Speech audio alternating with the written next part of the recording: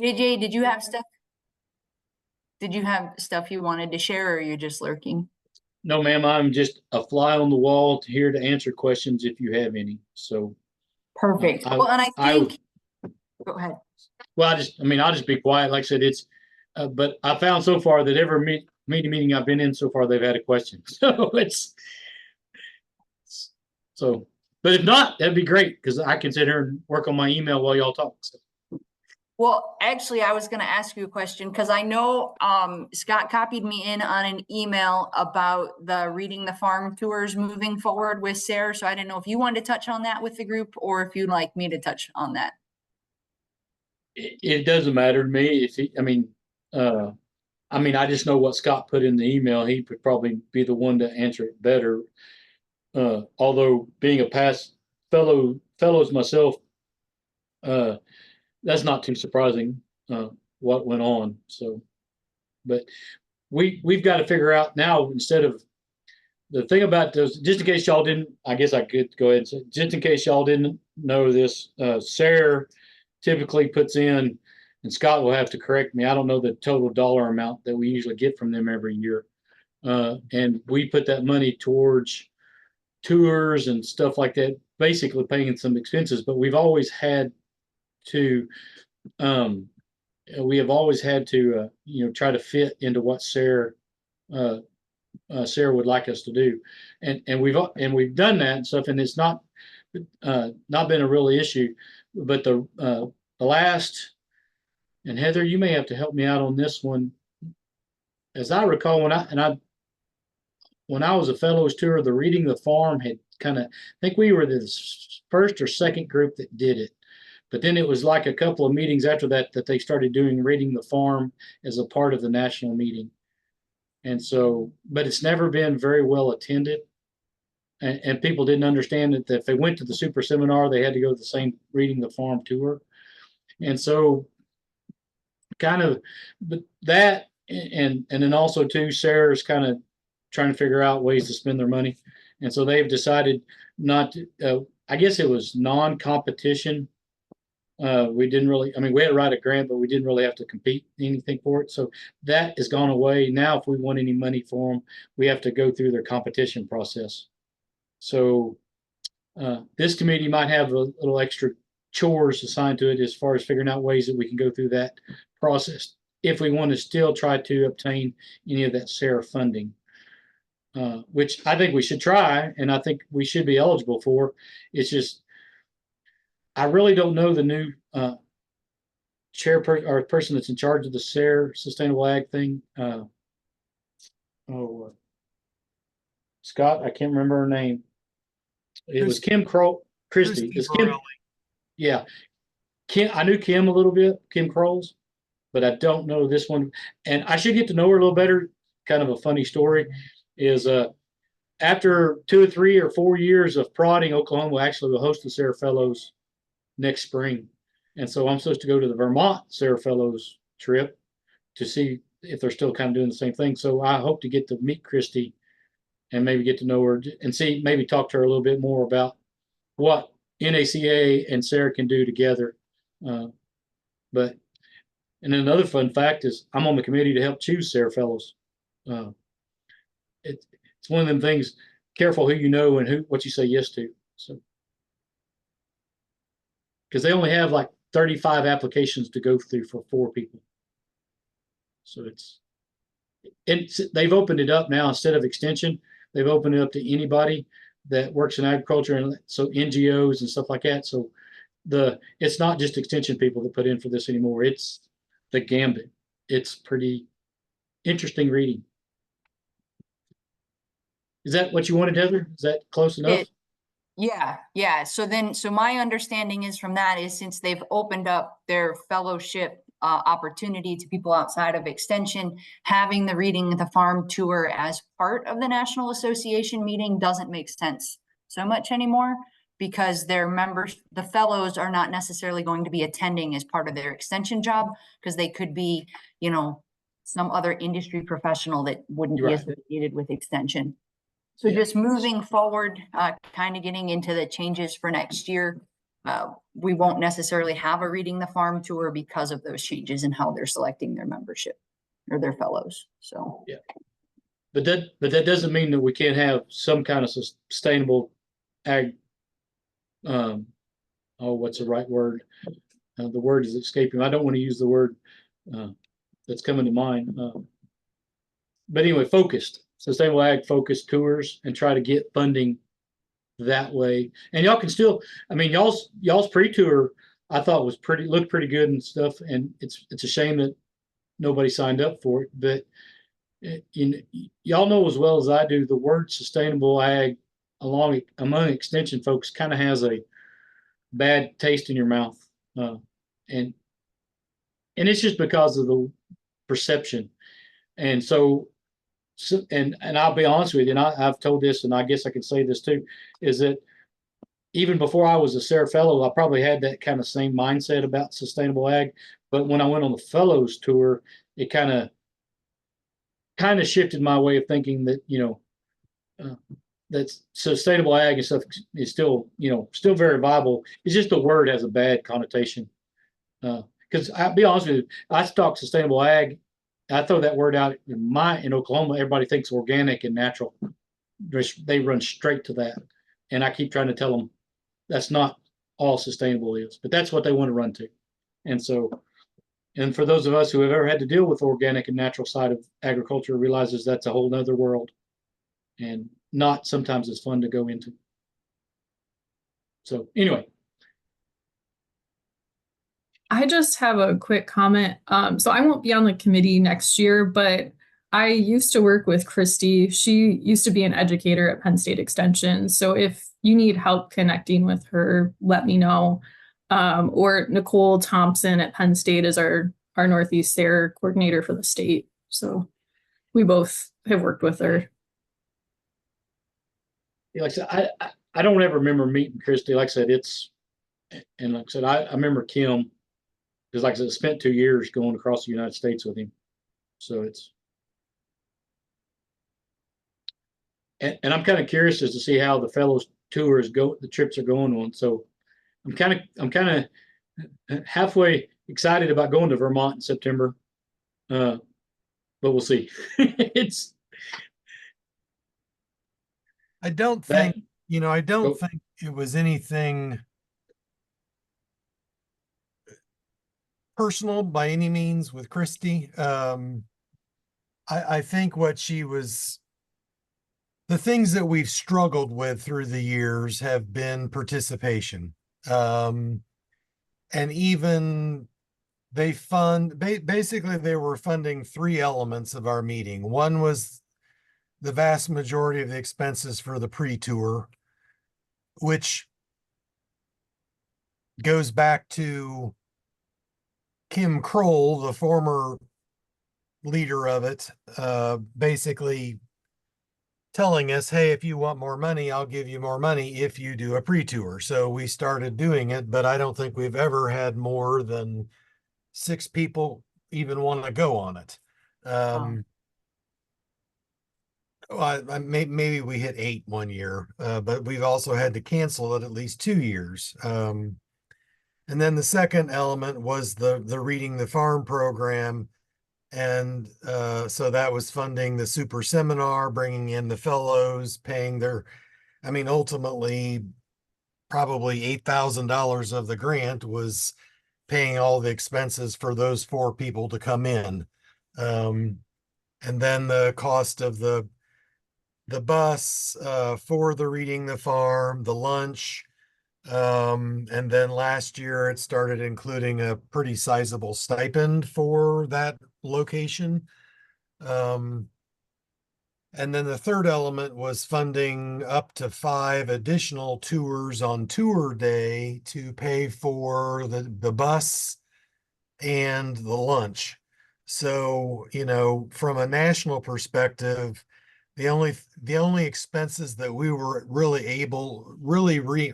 getting reimbursed as a national expense was that transportation and meals for those 4 or 5 tours on tour day. And we've struggled finding tours that the host state's willing to do that fit that criteria. I mean, the first batch of tour, I sent 5 tours proposals for Texas, and 3 out of the 5 got rejected. So then I had to come back and come up with others that may fit the mold better. So it's been a challenge, but, and I'm sorry, I'm talking to all of you in the dark here. There's a reason why I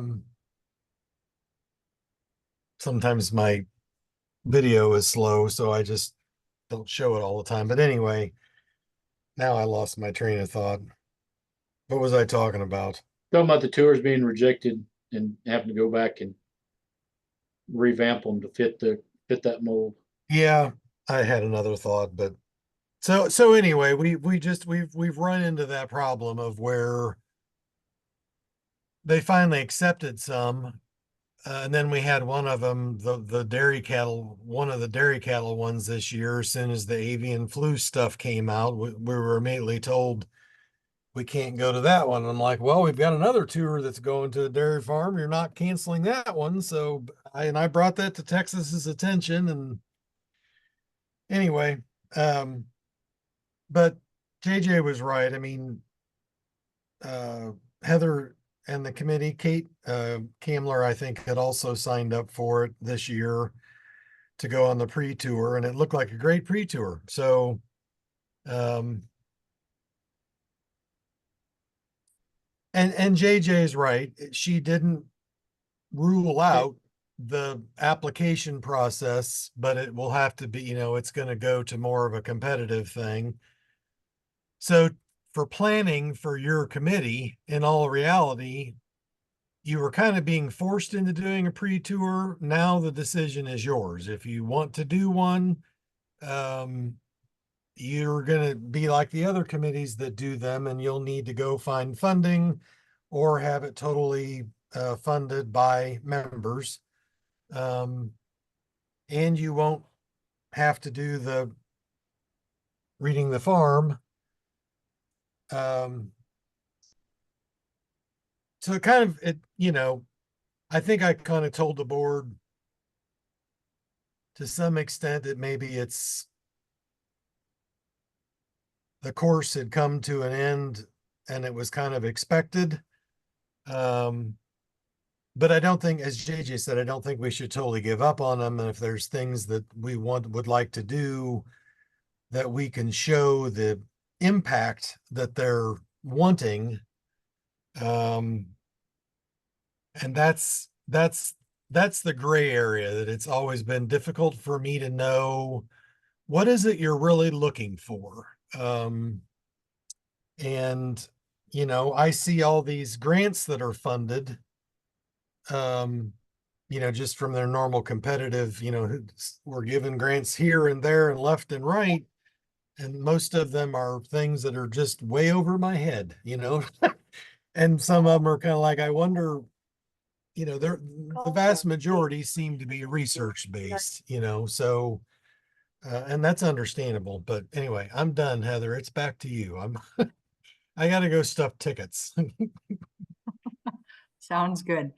So I guess, guys, with that background, why don't we tackle kind of, so what I'm looking for, let me start this over. So I think I sent you guys the link to the notes.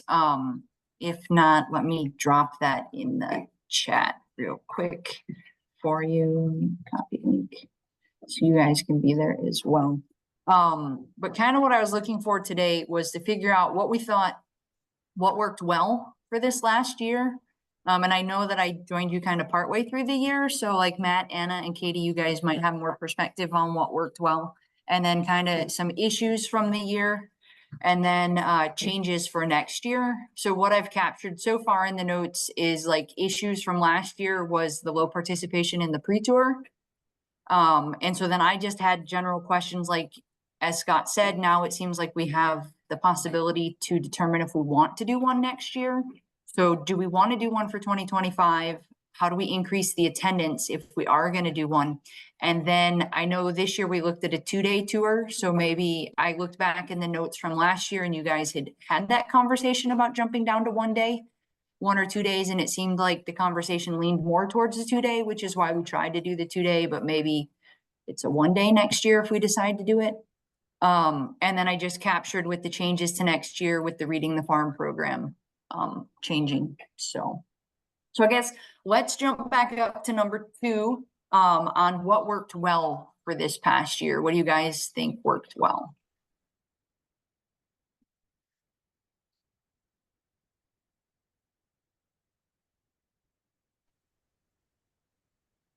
I mean, we seem to get some good applicants for presentations. I mean, we have a lot of diversity, which is nice. I agree. I like the applications that we got this year. There was a lot of strong ones. A compliment to you, Heather, is you communicated a lot with us, and I think that was really helpful. I don't know if we had quite as much communication last year compared to this year, but I appreciated that. Good to hear. Sometimes I don't know if I'm giving you enough or too much, so that's good feedback. Feel like we had a pretty well thought out tour, even though, I mean, we weren't able to get participants. I really want to go to the burger stand. Yeah, no, I looked, it's still pretty, it's a little ways away, but I know. So,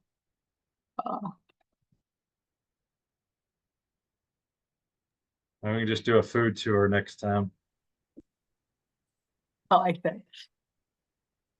Okay. All right. So keep thinking about what worked well, but then issues besides the low participation in the pre-tour.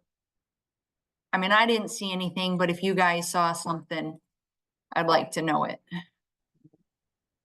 I think always the challenge with the pre-tours is that it adds time, and you're already away for a long time, and it just adds more days and more hotel costs, more that way, which is always a challenge. But for me, my biggest value of the whole conference is going to the pre-tour and the relationships and all of that I make on those pre-tours.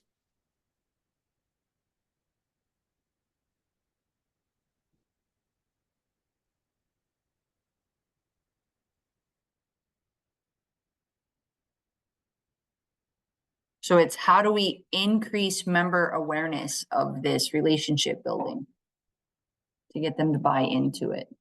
Because I'll admit, like, I've never done the pre-tours before just because of that extra time and cost.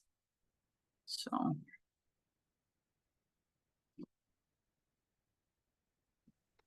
I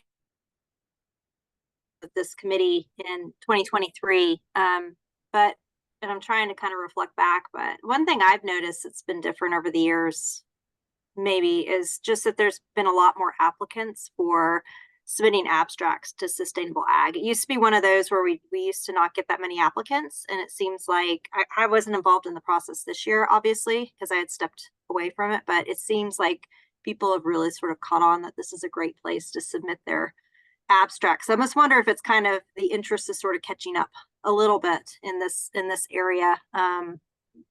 Maybe that's not a good, maybe that's not the right avenue or whatever, but that's just kind of something I've noticed the last few years. We've always had a ton of abstracts for hort and turf and animal science, but it seems like the sustainable ag, you're almost trying to move people from some of those other committees over to help to fill out. And just over the last couple of years, I don't know what happened this year, but it sounds like it was pretty popular again for a place to submit abstracts. So I think that's positive. Do you think that's just because they're becoming more aware that the committee exists, or like more in tune with what sort of abstracts would fit into the committee, or what do you think is leading to that increase? I mean, being new to it, I'm not sure. I wonder if we're getting a more diverse workforce within Extension in general. I can't really speak for some of the other states, but I can say we're definitely seeing a lot of that, like in Utah and maybe some of the other Western states. where people don't necessarily have as standard or traditional sort of role statements. And so they're looking for places to submit abstracts that kind of fits nicely within sustainable ag, since there might be a little bit more room there for being able to accommodate some of those what are not super traditional abstract topics, if that makes sense. That's just my gut reaction.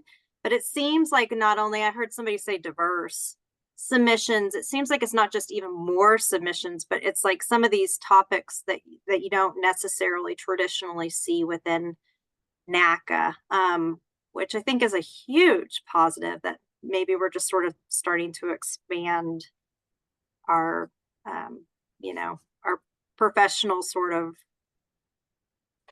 colleagues, how many different types of people that are working in and amongst with extension. I don't know what your all's thoughts are on that, but that's just an off comment. Appreciate it.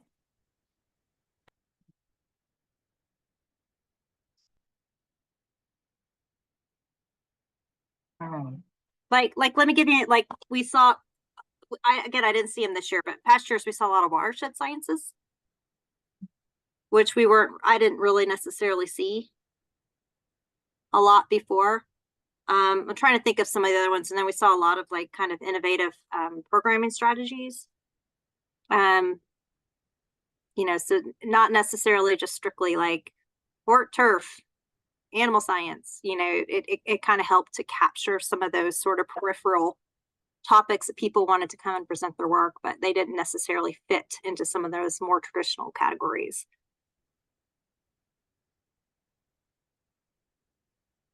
I'd be curious if your all's thoughts on that too.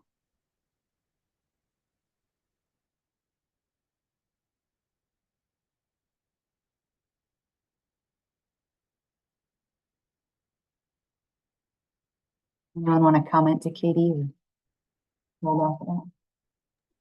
Oh, she said it nicer than what I was thinking, but I mean, I think we're just a spot where we get, weird stuff that, people might not think is applicable to some of the other, horticulture, animal science, stuff like that. So yeah, and when you get into like the organic realm and stuff, whether it is strictly organic or not, like that's probably like 95% of what I deal with in Salt Lake County, just because I'm urban.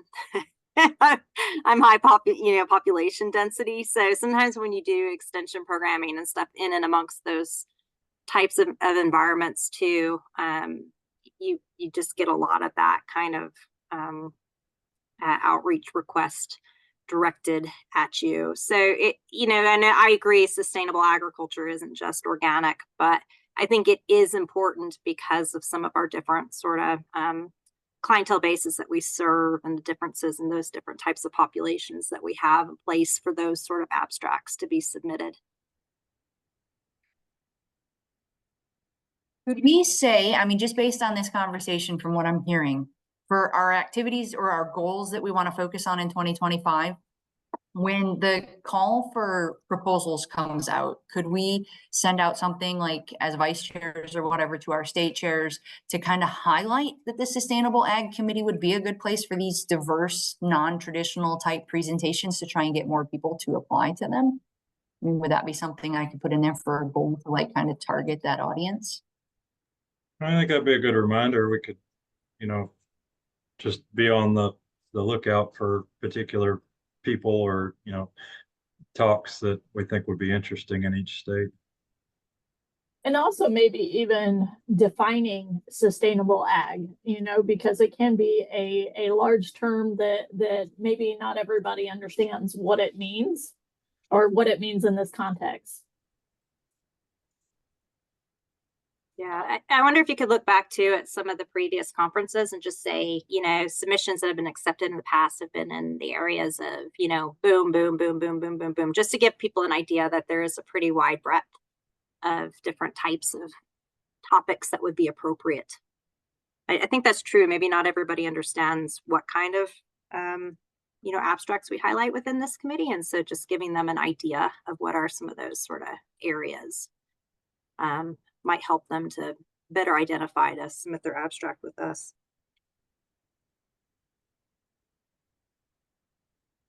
Like, but it's already And if you're happened. following, We used to sorry, like, go ahead, Katie. we used to struggle to even have one day of abstracts, and now it's like, it seems like you get at least 2 full days, which is awesome. I was just gonna say, if you're following along in the notes as I'm typing, don't watch my spelling mistakes. They'll be fixed by the time I submit them. So, okay. All right, are there other things you guys want to focus on for 2025? Do we want to do a pre-tour? What are your thoughts there?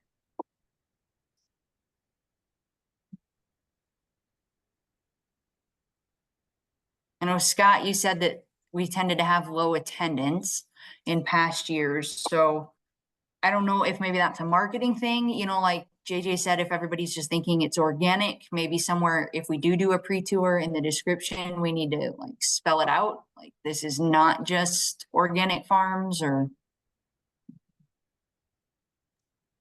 Something else to think about, how much is Montana going to be able to help us? You know, Okay, so let me remind you just a little bit about pre-tour, because I just had this discussion with the animal science people this morning. Montana does not have the workforce that generally like Texas does. And remember, it's not the host state's responsibility to help plan and or find sponsorship for your tours. It's this committee's. So I'm not saying don't ask for help, and you would have to ask for some help, but I'm just saying, if you call Shelley Mills and say, okay, we need you, they just, I haven't seen their committee chair list, but I bet you just about everybody that's a chair probably has another spot on another committee. So they're doing dual roles. So I just tell you that just to be careful.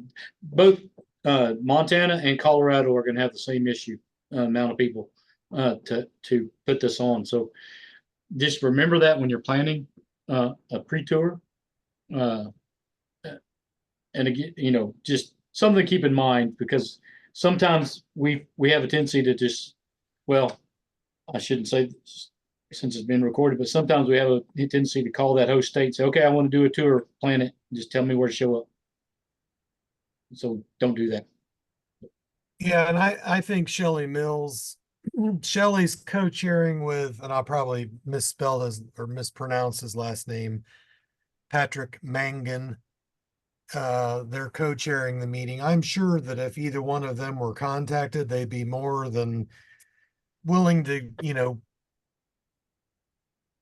give you ideas of, you know, within 100-mile radius or whatever, these might be potential stops.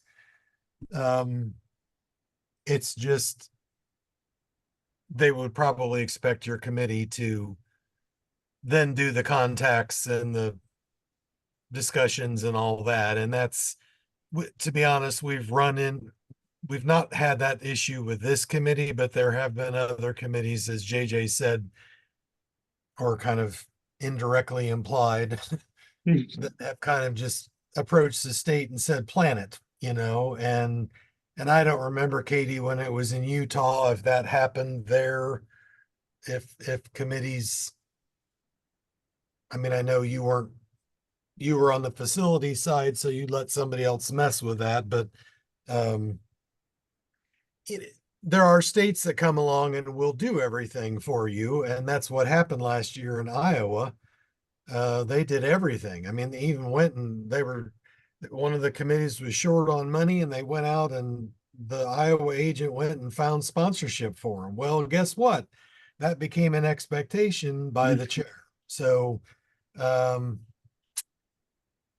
JJ was kind enough to point that out to one of those committees today, that won't happen in Montana, or really even in Colorado. So you'll get help.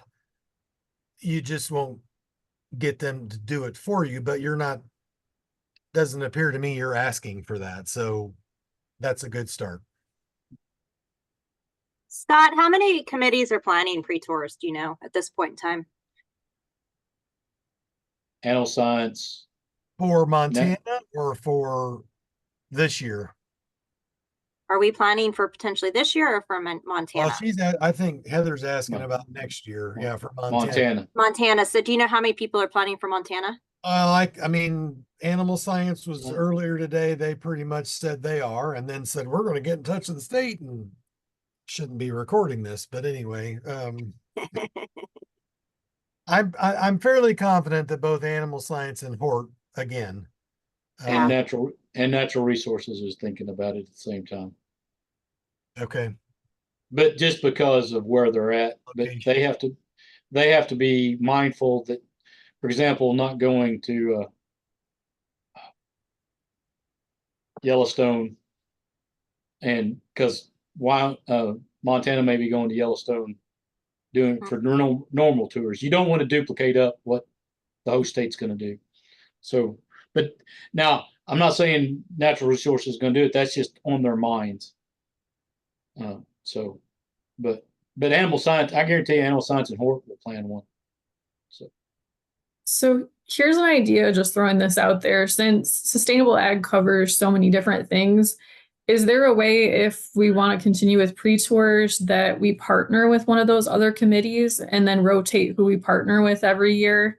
So maybe we focus on sustainable ag and animal systems versus, natural resources, forestry kind of stuff, or horticulture, and we could, help with the fundraising and sponsorship and kind of expand the number of people to help with that tour too. But if there's a way to partner and maybe rotate, it would also give people that maybe only go on the, animal systems tour a taste of more of the sustainable ag side of things too, and horticulture and those different topics.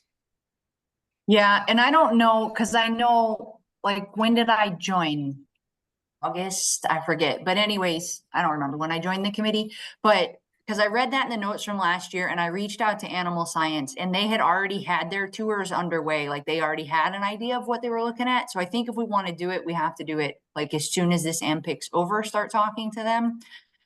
Because like we also had ideas for ours, and because we had some Hort stuff, like a mix of Hort and Animal Science stuff.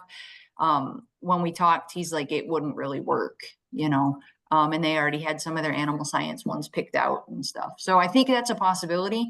We'll just have to reach out to them like sooner. Well, I'm gonna tell you, if you ever do that, reach out to them at the meeting Yeah. while you're there. And it's kind of funny that you said he's got it planned, because I know for a fact he didn't have an idea planned until about 6 months ago. So, but anyway, he had an idea in his head, but anyway, that's see, an idea that's like halfway done with the planning process. Yeah, I have all kinds of ideas, but and Scott's got that look on his face like, yeah, I know JJ has way too many ideas. So no, I mean, I was historically there was a year where it was attempted to do a joint venture, and I want to say it was with horticulture, but they came running to you guys because they knew you had funding from SARE.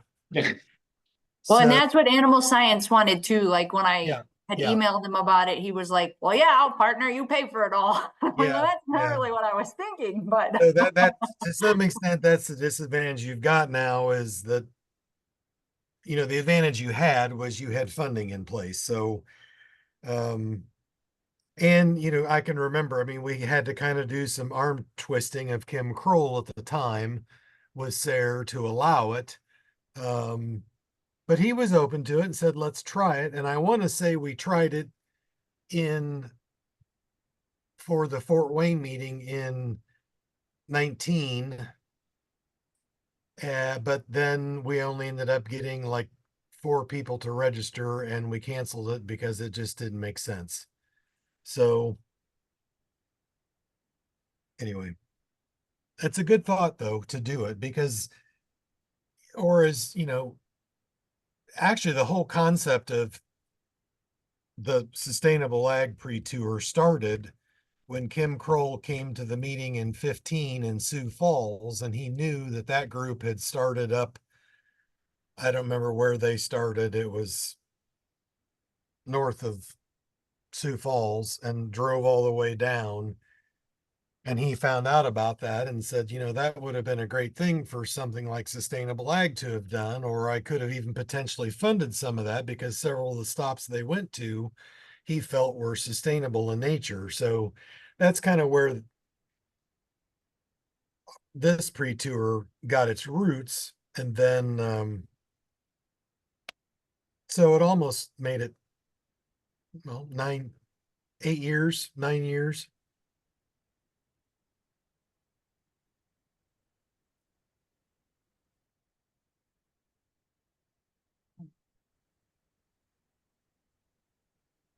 I mean, I do like your thought process there, about partnering with one of those groups. I know Animal Sciences will have a new chair starting next year. So, and then Hort she'll be the same chair. So, and maybe you can partner with Natural Resources because, like I said, they want to do one. That might fit a little better than trying to get the animal and flower jocks. Flower people get upset when you call them flower jockeys. By the way, I found that out the hard way. Because Keith Michler is an horticulture person. I called him a flower jockey. So, but anyway, and then Jody Gale is in charge of that one. So anyway, I like that way of thinking. So, and I'll be honest with you guys, that just because I've done that reading the farm, I would never want to go through that thing again. I mean, that's what I'm an economist. That's what I do on a daily basis, is reading the farm. I don't call it reading the farm. And so I was like, yeah, no, I don't want to do this no more. So that's what I do on a daily basis. And you ought to be I was the first economist they let be a fellow, maybe the last one they've ever let be a fellow too. Okay. Well, I'll reach out to them sooner rather than later and find out if they'd like to partner for 2025, if we can work together on that. Are there other things that you guys want to work on for the year? We've got down, the presentations again, trying to solicit more of those, more of a diverse topic, making sure we define sustainable agriculture for them, potentially doing the pre-tour with another group. We did the one NACA 365, probably the shortest 365 Scott's ever had in NACA history.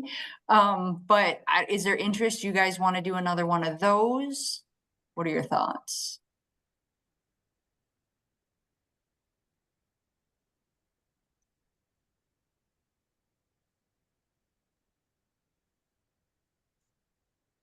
I think the only thing I could think of would be if we saw a talk that we really liked in our presentations this year and we wanted to highlight that particular program. Okay. And we advertised it way more than we ever could think of.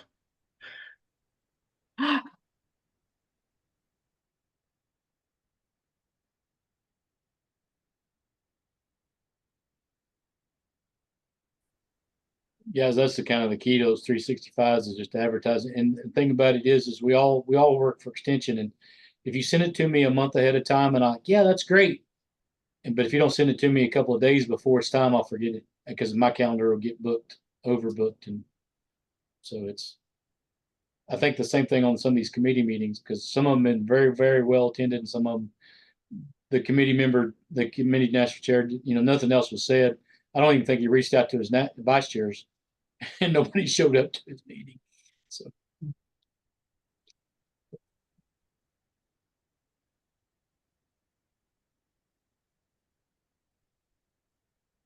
Besides what worked well, what didn't go so great, and then changes and things we want to work on for next year. Are there other topics you guys want to talk about or you want me to put in the report?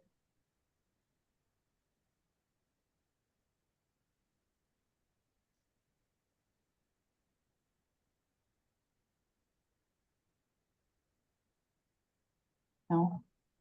Okay. All right, what I will do because I don't want to belabor the point, but if you guys still have conversation, please, I don't want to shut us down, but I'll type these up into the form that we have to submit them into, and then I will send out my note to everybody, because I know there were a few state chairs that reached out and said they weren't going to make the meeting and asked if there'd be minutes. I know Scott's going to probably send out the recording as well, but I'll get these typed up in a more legible format and get those sent out to everybody. And then moving forward, I will contact first, after I get these sent out, I will contact the chairs for animal science and natural resources. Plan to do that at the meeting coming up here in a couple weeks. Oh my gosh. Yeah. So. Heather, I'll be sending you to a new function on Zoom as kind of an AI note taker. So it's going to give me a summary of what each and every one of us said. Okay. So I'll forward it to you and you can do with it what you'd like. If that will help you in the process. If Okay. not, just use it for your reading pleasure. All right. Sounds good. So awesome. All right. Well, do you guys have anything else before we adjourn for the day? No. Cool. Well, thank you guys for chiming in and your feedback on this. It was great. So I appreciate it. And I will see you guys in a couple of weeks. So. Yep. See y'all there.